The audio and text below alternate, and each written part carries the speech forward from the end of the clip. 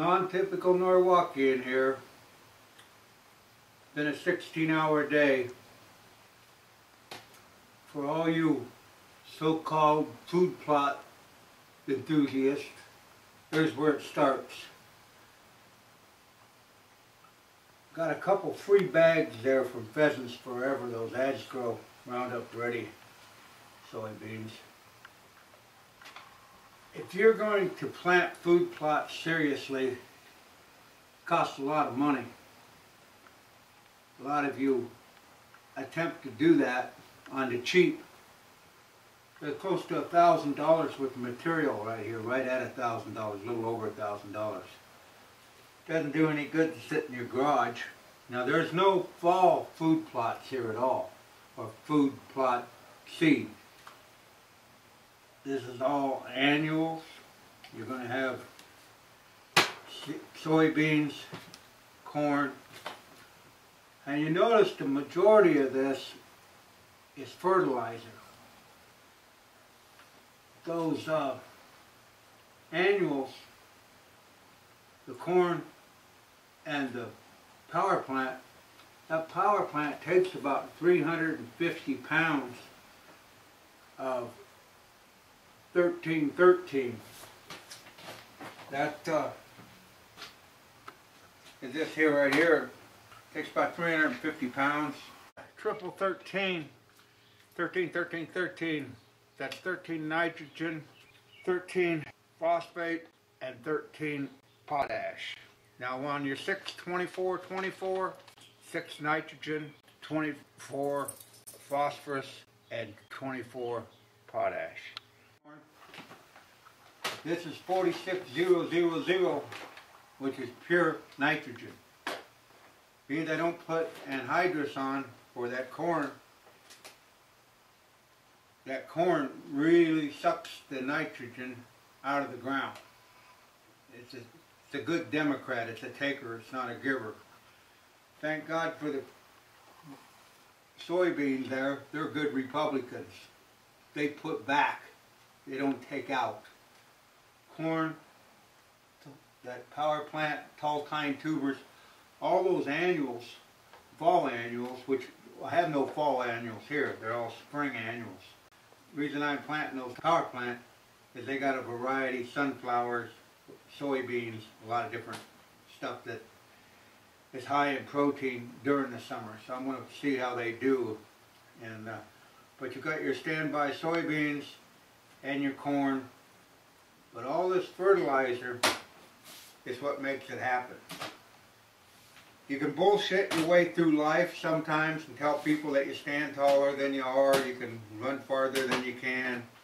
But when you go out to the food plots, if you don't manage your food plots right, you can lie all day long. People are going to walk out and see that little bitty result on what you got.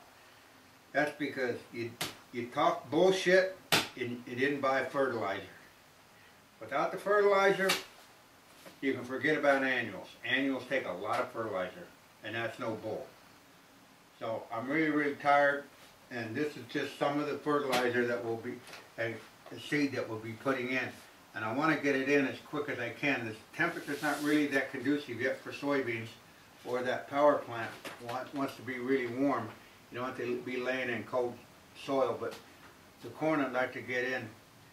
And like I said, if you're not willing to spend the money and do a food plot right, you're not going to have 48 deer on New Year's Day on your property.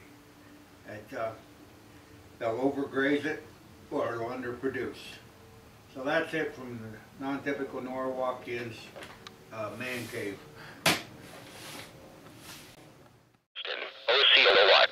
Plant. Rest of today, partly sunny, high around 80, south wind around 10 miles an hour. Well, you heard the forecast. Let's turn this field into a food plot. And it's dry up here right now. Let's make hay while the sun shines. First thing we're going to do is get this fertilizer on. We're going to really put the fertilizer nitrogen on. I'm going to get it off this truck and get it in that spreader and get it on the field. Let's get it on. we got this plain urea, all nitrogen. That corn takes a lot of nitrogen, so we want to get a lot of it in there.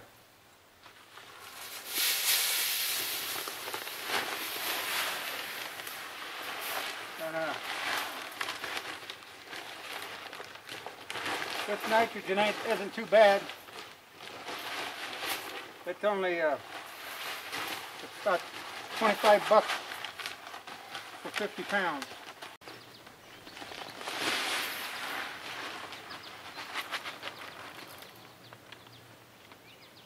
Four or five, so that's 200 pounds of nitrogen. We're going to plant about an acre of corn. We'll put some nitrogen on it, and then we're going to go put some phosphate, potash, some 624-24. You can't just have nitrogen. You're going to have some more goodies. That's $100 right there. At 25 bucks a bag. 4 bags, 100 bucks. So food plots, want them to work? They're not cheap. Okay, we're on this ridge. And what we're planting this corn for is not so much the corn, but for a screen. You get the highest point on your ground and you plant that. That'll keep the road hunters and the rest of the gawkers and talkers from actually seeing the work, the labor of your work. A lot of them like to drive around, and you know, the next thing they know, they pull out the high power and try to shoot, not my deer, but try to take a deer illegal. So to keep them from doing that through their self and breaking the law, you want to screen areas so they really can't see what's going on. And corn is probably the cheapest and the most durable screen material out there. There's a lot of other tall grasses, sorghum and stuff like that, but I had the best success with the corn. So I'm going to get this on and rock and roll.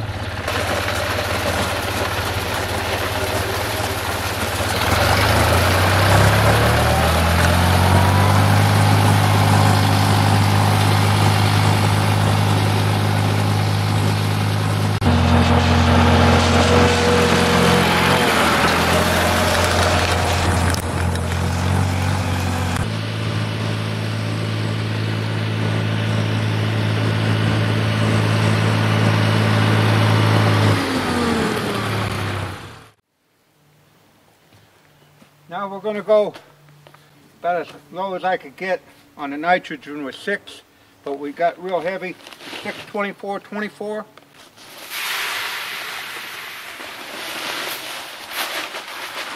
You got to put back in the, what nature takes out, you've got to put back.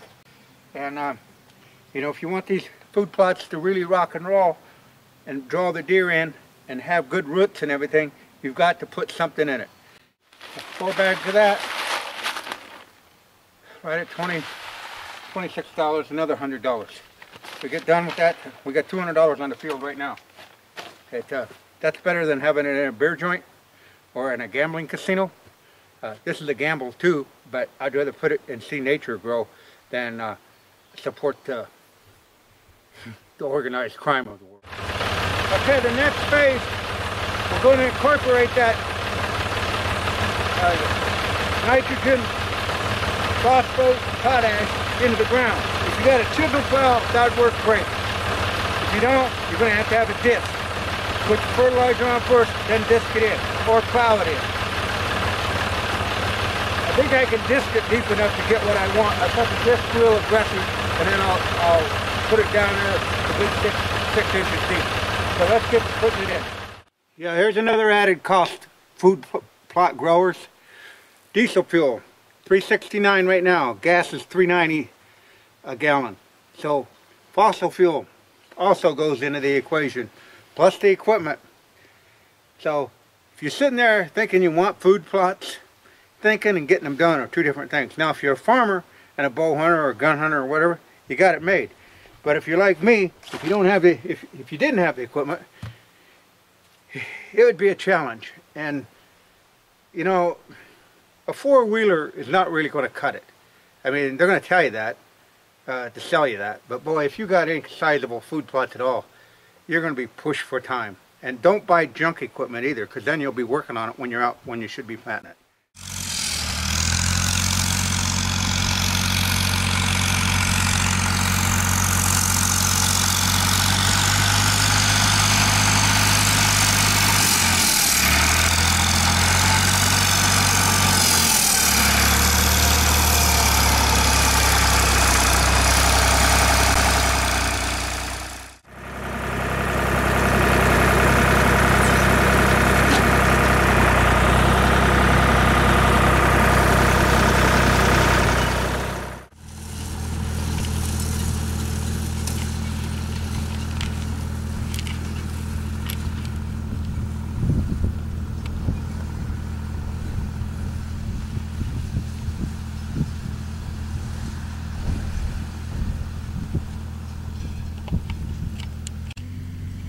Okay, you see, after it plants, leaves these little rows here.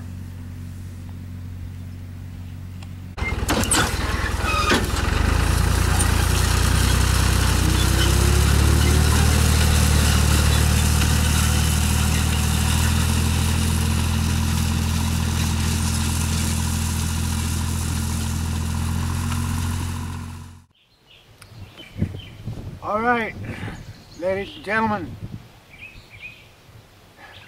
it's the 31st day of May. Exactly 2 weeks ago, 14 days prior to this, we planted this corn in some really good dry soil. Since then, we've had over 10 inches of rain down here. We only had that small opportunity that one day to get that corn crop planted. Now, on the onset of the video, I said that these food plots that I was planting weren't fall food plots. Well, they're not actual fall blend food plots. They're not your tall tine tubers, your oats, your winter peas, your high sugar content food plots. Those will be planted in late July, mid-August. Those will be a whole different kind of food plot. You want those food plots to be planted later in the year so that they come on during your hunting season. Those would be a hunting plot. These plots that I'm planning, that we've planted, are not exactly hunting plots. They're destination plots. They'll benefit the entire scope of wildlife down here in Clark County. The soybeans will be grazed on throughout the summer. The power plant, the reason we went with that was that's high in protein, and this is the antler growing season, and the does are lactating for the fawns. So you want a high protein so their milk is richer and stuff, and that's what you're planting right now. You got to get that early, but it's not your fall food plot blend of seed. That will come later in the season. So let's go up and see how our corn did. It's been in the ground for 14 days, and we've had a tremendous record-setting amount of rain. Well, as you look out there, you can see the corn is up. We had 14 days. This corn has been in the ground for 14 days. And it's rollable. And that was the only window that I had to get this cornfield planted. I was really fortunate to get that done. So the corn has emerged, and we will have to sit back and see what kind of drying time and heat. It needs some heat and some dry weather right now. But the corn is up, and that was in 14 days. But timing is everything, and you have to move. You cannot procrastinate anymore thinking you're going to do something, because if you let that window of opportunity go by, you won't have corn up on the 31st day of May. Now that should be a given, but in this year it's pretty iffy. Small windows of opportunities for planting time. So corn is up, and that's not too bad. Took 14 days, and now we'll see if our fertilizers and everything go to work and really make us a robust crop here.